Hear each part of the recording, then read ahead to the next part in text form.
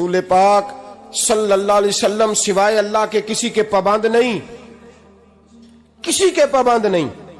پر جناب سیدہ خدیجہ الکبریٰ رضی اللہ تعالیٰ عنہ نے پیغام نکاح دیا، یا رسول اللہ میں شادی کرنا چاہتی ہوں، حضور کسی کے پابند نہیں۔ پر میرے محبوب نے فرمایا میرا چچا میرے والد کی جگہ ہے، میں اپنے چاچا سے پوچھ کے تمہیں جواب دوں گا۔ یہ ہے پسند کی شادی جو میرے نبی نے بیان فرمائی ہے۔ تو سارا کچھ کراس کر کر کے گزر جاتا ہے، یہاں تو حال یہ ہے کہ پالنے والا کوئی اور سائے میں بیٹھنے والا، باغ تیرے دی کر کر راکھی میں ساری عمر گزاری، تو جدوں اے پھل پکن تے آیا تے لے گئے ہور بپاری۔ اور بیٹا گزرتا ہے اماں کے دروازے کے آگے سے، اماں کے دروازے کے آگے بیٹا امرود لے کے آیا ہے 6 کلو۔ توجہ ہے میری بات پر؟ ادھر دیکھیں جی، چھوڑیں تھوڑی دیر ہماری سنیں۔ وہ امرود لے کے آیا 5-6 کلو، تو اماں کے دروازے کے قریب سے گزر گیا رات کو، تو کمائی کھانے کا ٹائم آیا نا، تو گزر گیا۔ تو وہ وزیر اعظم سے ڈرتا ہے نا، تو جا کے بی بی سے کہتا ہے بی بی کے حقوق دینا بھی رسول اللہ کی سنت ہے، لیکن یہ کیا بات ہوئی، تو نے بیوی اور ماں کا مقابلہ شروع کرا دیا ہے؟ سمجھ تو صحیح، یہ تیرے لیے کعبے کی جگہ ہے اور تو بیوی کے لیے کعبے کی جگہ ہے، اسے بھی سمجھنا چاہیے، غور کرنا چاہیے۔ 5 کلو امرود لے کے تو ماں کے کمرے کے قریب سے گزر گیا ہے، بی بی کو جا کے کہتا ہے چل آدھا کلو اماں کو بھی دے آ، اس کے کون سے دانت ہیں، تو پلیٹ میں ڈال کے وہ لائی ہے۔ تو سمجھا ہی نہیں، تو نے غور ہی نہیں کیا۔ بندہ تو وہ ٹھیک نہیں تھا، نیپولین، پر کسی نے اس سے پوچھا تھا بتا زندگی میں پیسے لینے کا مزہ کب آیا؟ اس نے کہا کہ مجھے مزہ تب آتا تھا کہ میں اپنی ساری کمائی لا کے اپنی اماں کے ہاتھ پہ رکھتا تھا، اور پھر جب میں اپنی ماں سے تھوڑا تھوڑا خرچہ لیتا تھا نا، تھوڑا تھوڑا، توجہ ہے میری بات پہ؟ اماں جی 10 روپے دے آجے، کہ تو جب میں تھوڑا تھوڑا خرچہ لیتا تھا نا، تو مجھے یوں لگتا تھا جیسے میں بادشاہ وقت کے سامنے کھڑا ہوں اور وہ خزانے کا منہ کھول کھول کے مجھے دیتا جا رہا ہے۔ تو اس ذائقے کو سمجھ تو صحیح بھائی، تو اس کو سمجھ تو صحیح بھائی، یاد رکھیں اور غور کریں۔ ماں اور باپ، اور پھر یہ بھی سن لیں، نبی پاک صلی اللہ تعالی علیہ وآلہ وسلم نے ماں باپ کے لیے فرمایا ہما جنتک و نارک، یہی تیری جنت ہے اور یہی تیرے لیے جہنم ہے۔ اگر یہ راضی ہو گئے تو تیرے لیے جنت ہے، ناراض ہو گئے تو چاہے تو 100 پیر کے مزار پہ حاضری دے آ، لیکن جب تک ابا راضی نہیں اتنی دیر تک اللہ راضی۔ یہ حدیث پاک ہے، حضور نے فرمایا جس کے والد راضی اس کا اللہ راضی، اور جس کا باپ ناراض اس کا اللہ۔ ہاں بے شک، اب یہ حدیث ہے نا، تو سارے ولی ایک طرف بیٹھ جائیں کہیں یا اللہ بخش دے مرید کو، لیکن اگر ابا کہے یا اللہ نہ معاف کرنا، تو اللہ ان اولیاء کی نہیں مانتا، والد کی مانتا ہے۔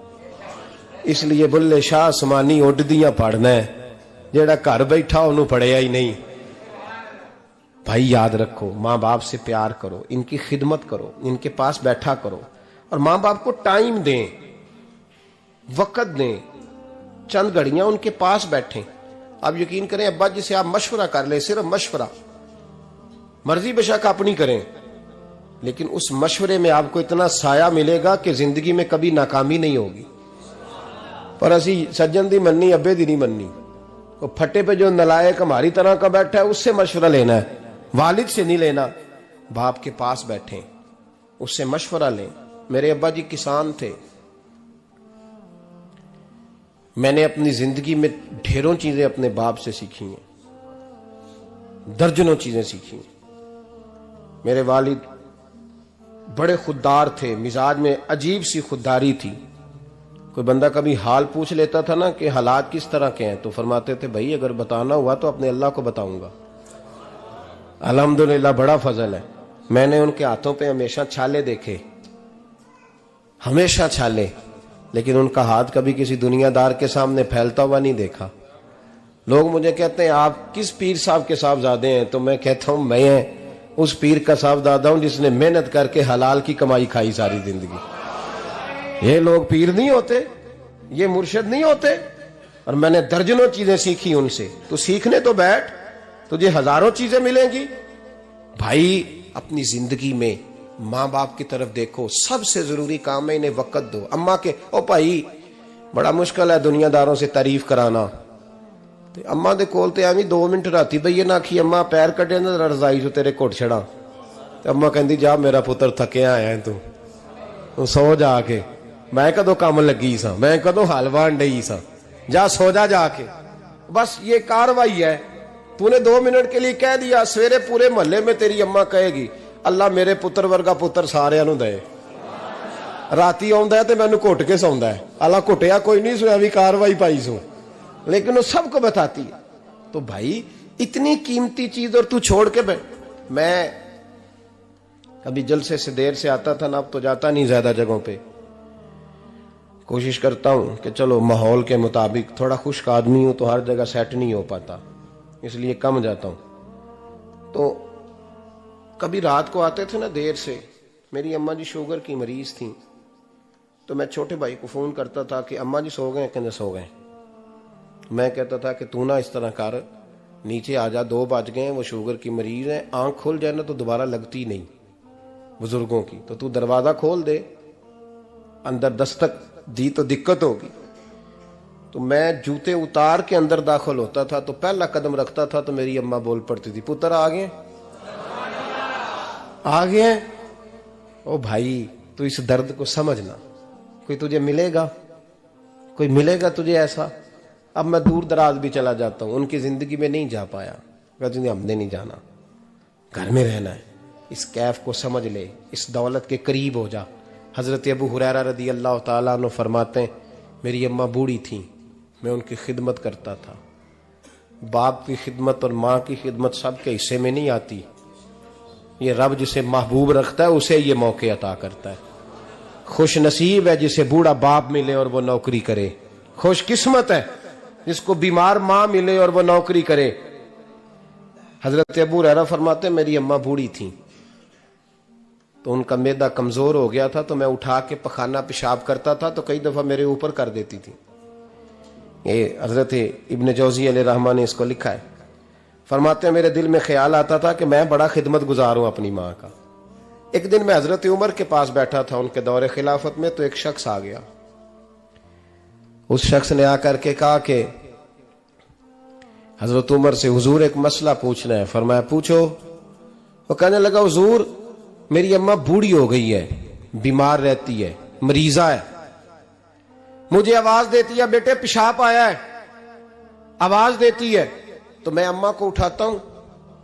ابھی میں بیت الخلاء تک، واش روم تک جاتا نہیں کہ میری اماں میرے اوپر پیشاب کر دیتی. حضرت عمر سے کہنے لگا حضور بچپن میں اماں پہ پیشاب کرتا تھا، اب اماں میرے اوپر کر دیتی ہے تو حق ادا ہو گیا نا. حضرت ابو ہریرہ کہتے ہیں جب اس نے سوال پوچھا تو میرے بھی کان کھڑے ہو گئے. میں نے کہا یہ تو میرے والا مسئلہ پوچھ رہا ہے، میرے والا مسئلہ پوچھ رہا ہے. میرے پاس ایک دوست جمعہ پڑھنے آتے ہیں بڑی دور سے، مجھے کہنے لگے حضرت صاحب جدوں بھی میں آنا نا تسی میری ہوئی گل چھیڑ دیندے ہو، وہ جو بات ہوتی ہے نا بالکل میری ہوتی ہے. میں نے کہا نہیں یار جو میں کر رہا ہوتا ہوں وہ میری بھی ہوتی ہے، وہ سارے معاشرے کی ہوتی ہے. ہمیں لگتا ہے کہ میری ہو رہی ہے، حالانکہ وہ بات ہماری سب کی مشترکہ ہوتی ہے. سن لے اور یاد رکھ لیں. حضرت ابو ہریرہ فرماتے میرے کان کھڑے ہو گئے. میں نے کہا اس نے تو میری بات پوچھنی شروع کر دی. حضرت فاروق اعظم سے کہنے لگا حضور بچپن میں اماں پہ پیشاب کرتا تھا، وہ میرے اوپر کر دیتی ہے تو حق ادا ہو گیا. حضرت عمر کہنے لگے نہیں کوئی نہیں ہوا. اس نے کہا حضور مجھے سمجھائیں، وہ سارے کام جو میں اماں کے ساتھ کرتا تھا اماں میرے ساتھ کرتی ہے تو کیوں نہیں ہوا. حضرت عمر کہنے لگے بھائی پیشاب تو بھی اماں پہ کرتا تھا اور اماں بھی تیرے اوپر کرتی ہے، پر تیری اور تیری ماں کی سوچ میں بڑا فرق ہے. اس نے کہا حضور کس طرح؟ تو کیا جواب ہے سیدنا فاروق اعظم کا، لو کان نبی بعد لکان عمر ابن خطاب. کیا جواب ہے؟ حضرت عمر فرمانے لگے تیری اور تیری ماں کی سوچ میں بڑا فرق ہے. کہا حضور کس طرح؟ فرمایا جب تیری اماں تیرے اوپر پیشاب کرتی ہے نا تو دعا کرتا ہے کہ یا اللہ بوڑھی ہو گئی ہے اسے پردہ دے دے، اور جب تو اپنی اماں پہ پیشاب کرتا تھا تو وہ دعا کرتی تھی یا اللہ میرے لال کو لمبی زندگی عطا فرما. فرمایا یہ تیرا اور اس کا فرق ہے. تو پردے کی دعائیں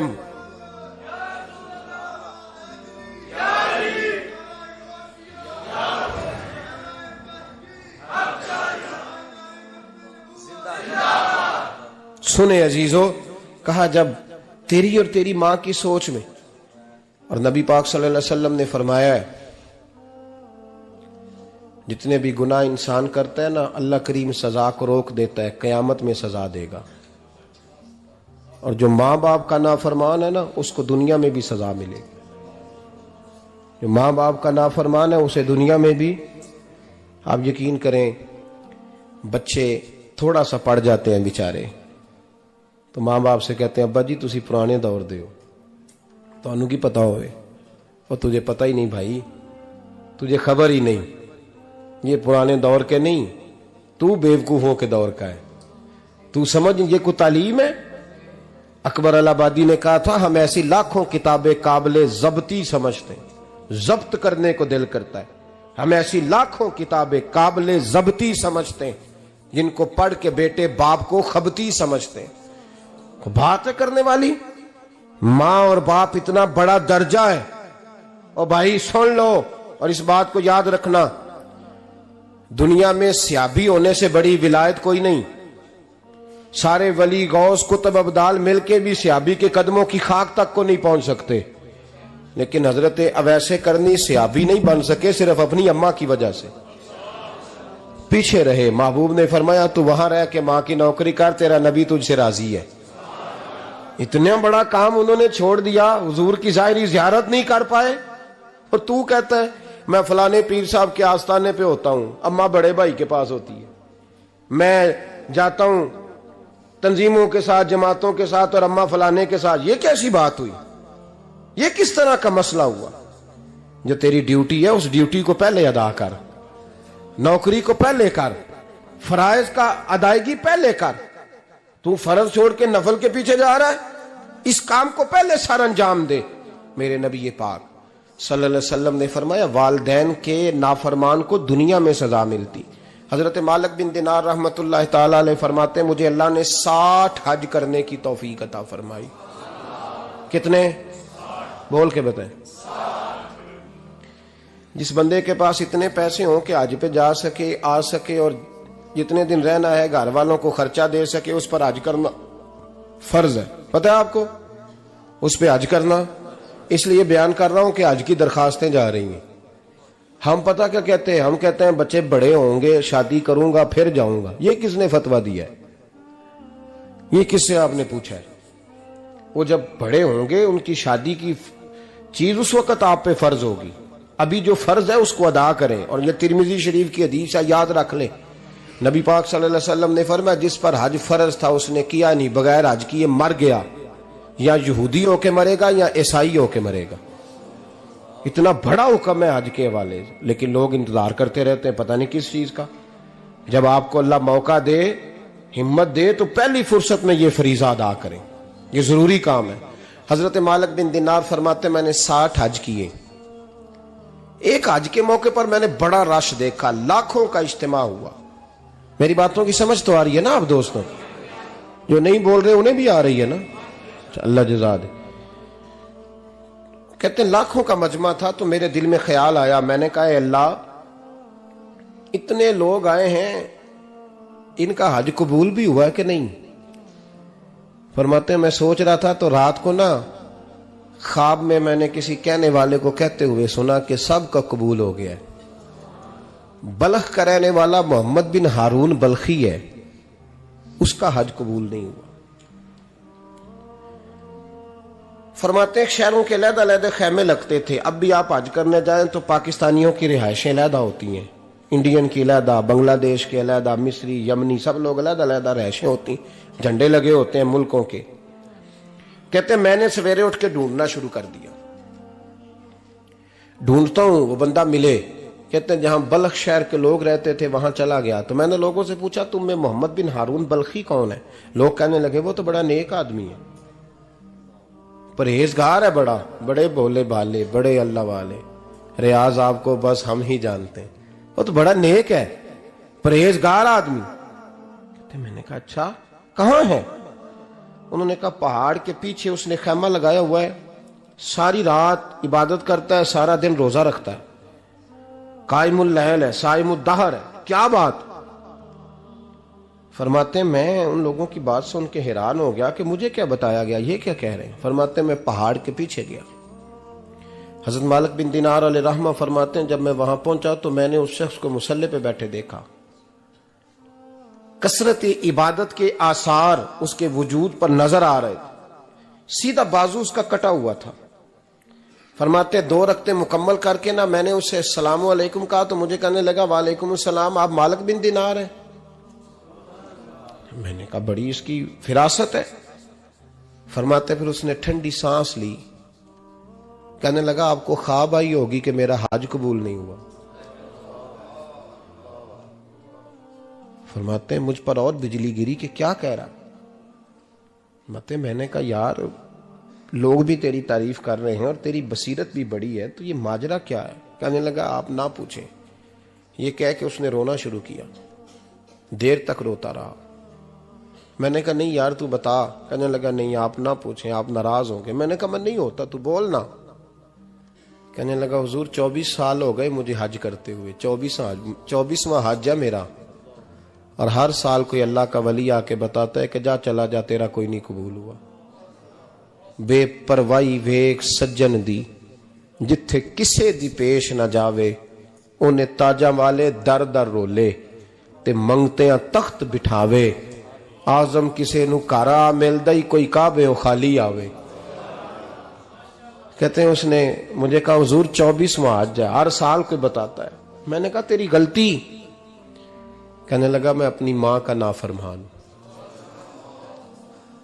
میں نے کہا واقعہ کیا ہوا؟ کہنے لگا حضرت اللہ نے مجھے دولت دی، مال دیا، زمینیں دی تو میں عیاش ہو گیا۔ آپ یقین کریں اللہ لوگوں کو مال دیتا ہے تو وہ سمجھتے ہیں میری چلاکی سے آیا ہے، میں تیز بڑا تھا اس لیے آیا ہے، نافرمان ہوتے ہیں۔ لیکن جو رب لینا جانتا ہے دینا جانتا ہے وہ لینا بھی۔ وارث شاہ مان کری نہ وارثاں دا، رب بے وارثہ کر کے مار دائی۔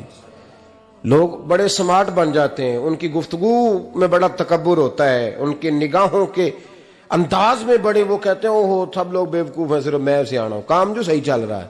او بھائی 1 منٹ لگتا ہے انسان کو بادشاہ سے فقیر ہونے میں۔ ایک امام مالک رحمت اللہ علیہ بیٹھے تھے تو ہارون رشید آپ سے کہنے لگا امام ابو مالک سے، حضرت بتائیں اس وقت اللہ کیا کر رہا ہے؟ آپ فرمانے لگے یار تو بڑے موٹے دماغ کا ہے، کس طرح کے سوال پوچھتا ہے؟ بادشاہ تھا نا، کہا نہیں آپ بتائیں۔ تو امام مالک فرمانے لگے تو تخت پہ بیٹھ کے سوال پوچھتا رہتا ہے اور میں نیچے بیٹھ کے جواب دیتا رہتا ہوں، نیچے آ پھر بتاتا ہوں۔ اس نے کہا جناب بتائیں۔ فرمانے لگے تو سوالی ہے نا، تو تو نیچے بیٹھ اور میں اوپر بیٹھتا ہوں۔ کہ جناب آ جائیں۔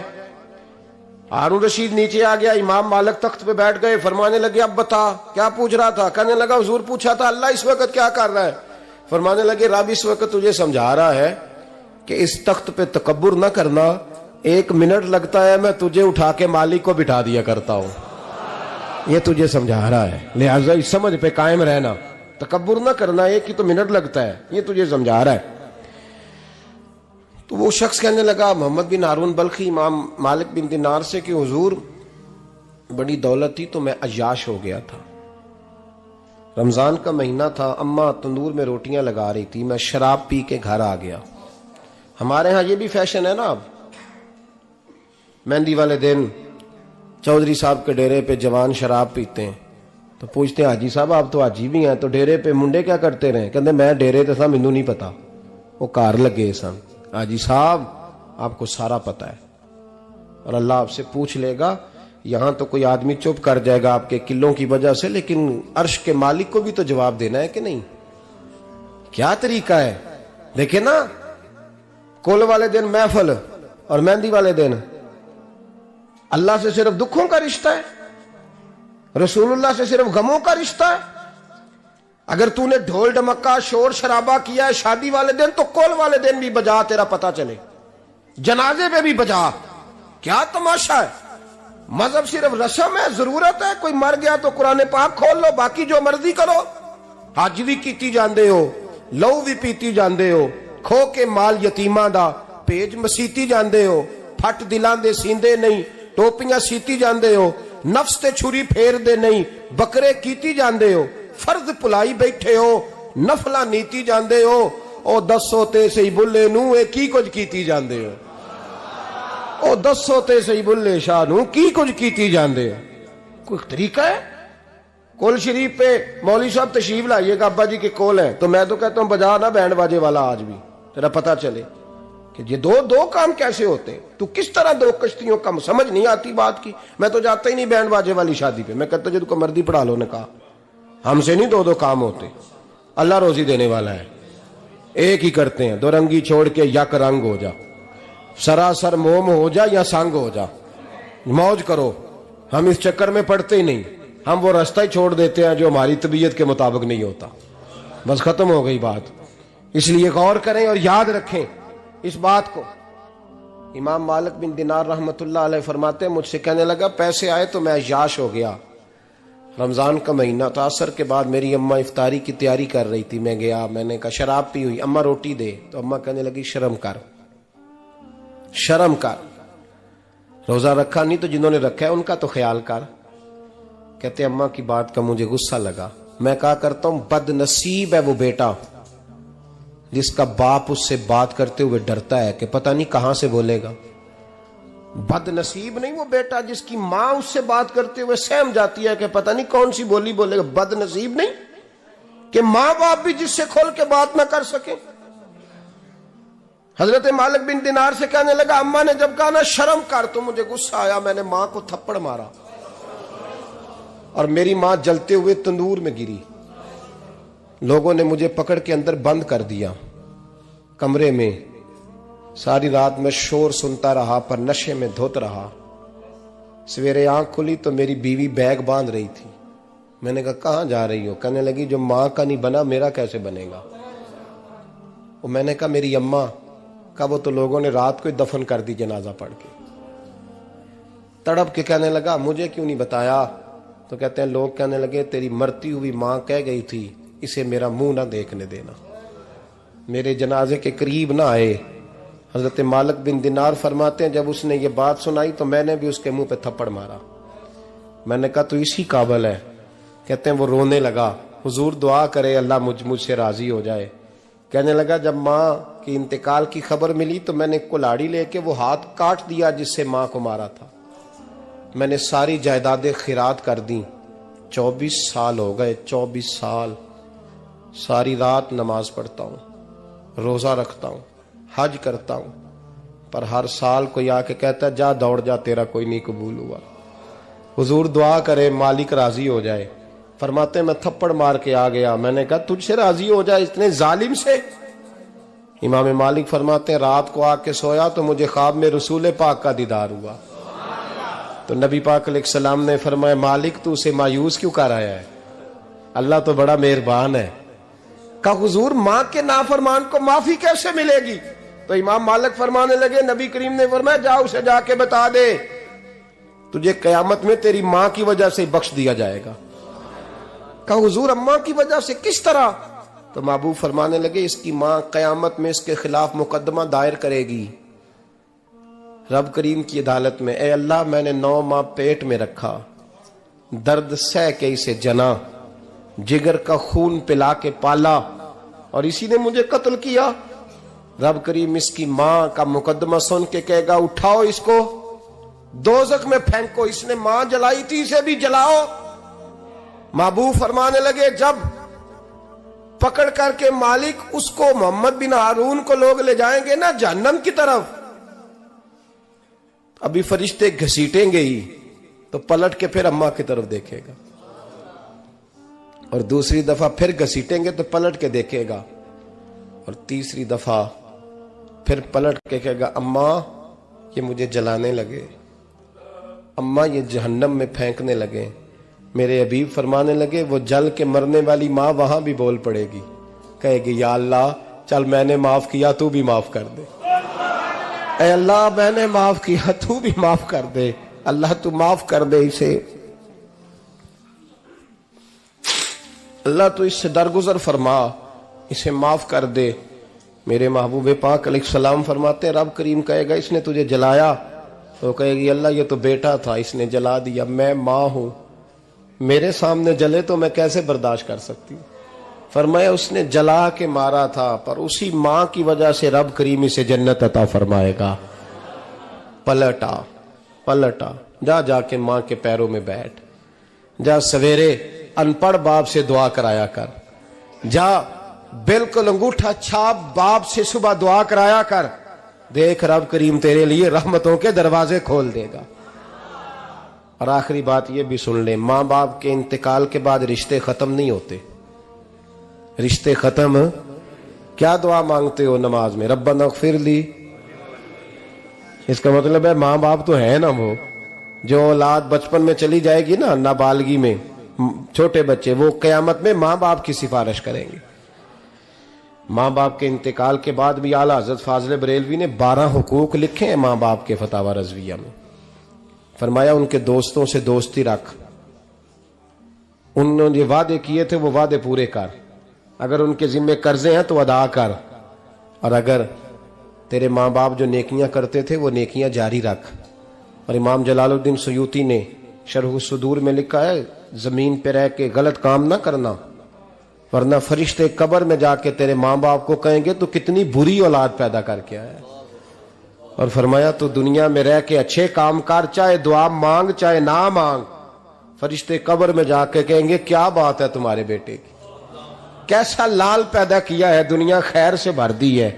اور بھائی مجھ سے کوئی بندہ پوچھے نا کہ ماں باپ کو اصالہ ثواب کا سب سے بہترین طریقہ، تو میں کہتا ہوں بیٹے نمازی ہو جاؤ۔ کیا کر؟ تاکہ ہر نماز کی آخری رکعت میں تو کہے ربنا اغفر لی۔ نماز اللہ کی، ذکر ماں باپ کا، اللہ نے رکھ دیا ہے ربنا اغفر لی، ہر نماز کی ہر آخری رکعت میں ختم شریف پڑھا جائے گا۔ اور نماز کے اندر پڑھیں گے انشاءاللہ تعالی، پڑھیں گے نماز انشاءاللہ، وعدہ نہیں کرا رہا۔ داڑھی کس کی سنت ہے؟ نہیں جنہ نہیں رکھی ہو بولو، جنہ رکھی ہو تو بولن ڈایا نے۔ کس کی سنت ہے؟ تو سرکار کے غلاموں نے رکھنی ہے کسی اور نے رکھنی ہے؟ غلام کہتے ہیں ابھی ہم نیک ہی نہیں، نیک ہوں گے تو رکھیں گے۔ وہ خدا کے بندو، نیک تو ساری زندگی بندہ نہیں ہوتا۔ کبھی کسی نے دعویٰ کیا ہے ولی غوث کتب نے کہ اب میں بالکل گناہ نہیں کرتا، میں پاک صاف ہو گیا ہوں؟ کیا ہے کبھی؟ یہ شیطان کا وسوسہ ہے۔ داڑھی حضور کی سنت ہے، اور رکھو تو نبی پاک کی مرضی کے رکھو، پوری مٹھی رکھو، اپنی مرضی کی نہ رکھو، جتنی مجھے اچھی لگتی ہے اتنی میں نے رکھ لی۔ ایک مٹھی داڑھی رکھیں، ساری دنیا کی ٹرینیں گزرتی ہیں تو گزر جائیں، نماز کا وقت نہیں گزرنا چاہیے، بس ختم ہو گئی بات۔ دنیا تو چند روز ہے، او پئیاں دس دیاں قبراں جنہاں تے پھول پئے، ادھروں کوئی نہیں جی آمدہ تے ادھروں لکھاں گئے۔ نماز سب سے پہلے، اس لیے کہ رب رسول کے بغیر ہمارا گزارا ہی نہیں۔ نماز، قرآن پاک اور درود و سلام، یہ قضا ہونا ہی نہیں چاہیے، جو مرضی ہو جائے۔ اور ساتھ ساتھ سنت اور شریعت کا لحاظ کرنا سیکھیں۔ اور میری اپیل یہ ہے، ہر عمارت پہ غلاف نہیں چڑھتا، صرف خانہ کعبہ پہ چڑھتا ہے۔ ہر کتاب کا غلاف نہیں ہوتا، صرف قرآن پاک کا ہوتا ہے۔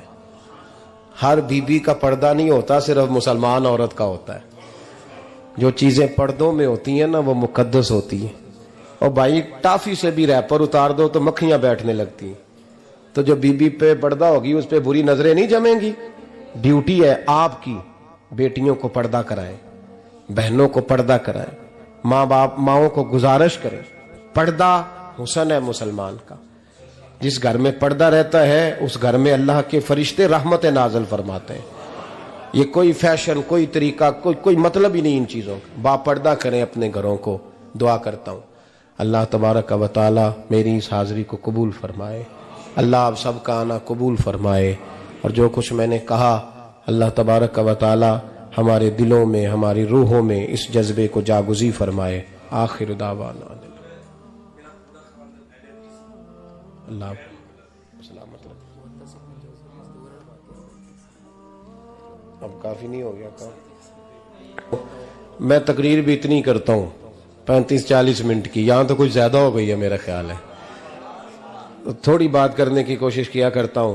چلو میری رائے یہ ہے کہ خوراک تھوڑی ہو تو ہضم جلدی ہو جاتی ہے، ارسلان صاحب سے میں نے کہا میرا کھانا نہ پکانا,